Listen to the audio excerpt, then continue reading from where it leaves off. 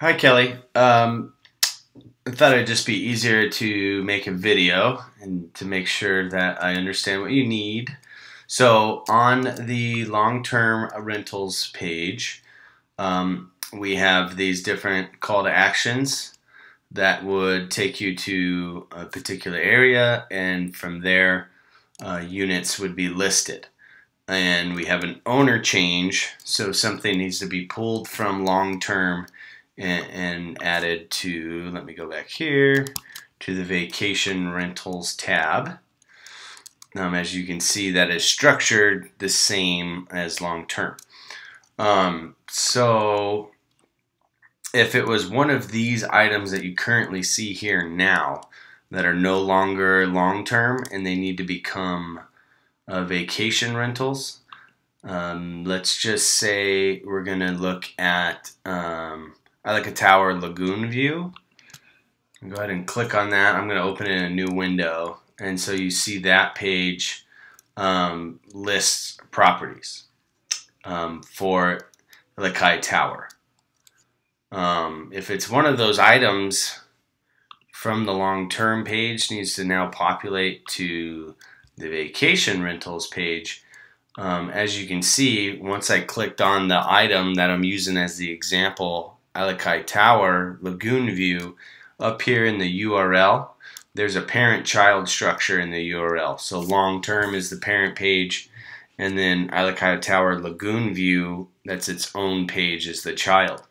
And basically with inside WordPress, we'll just go ahead and edit page and I'll show you.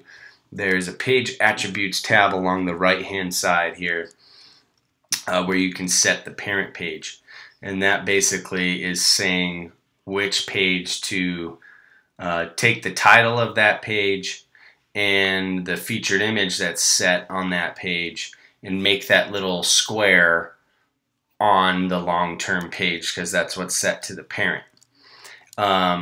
If that's not the case, if it's actually one of the properties that show up on the page itself, so let me just load this back up.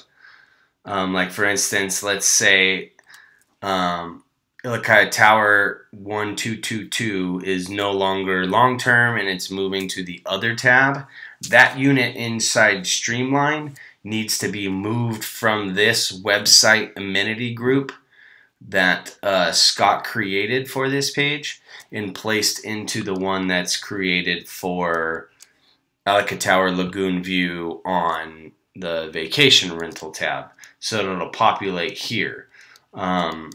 So basically, and I kind of show you, it's a short code that we use where we put it on the page and it pulls all of the units assigned to that amenity filter onto the page.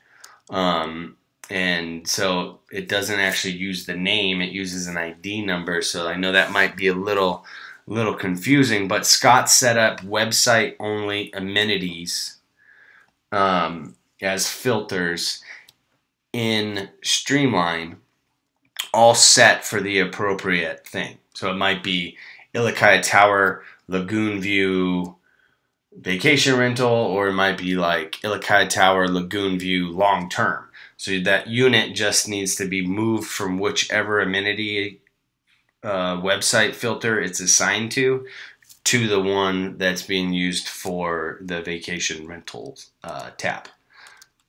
So let me know if I think I got that right. There's one of two of those, I believe, is what you're trying to do. Let me know if you need more instruction.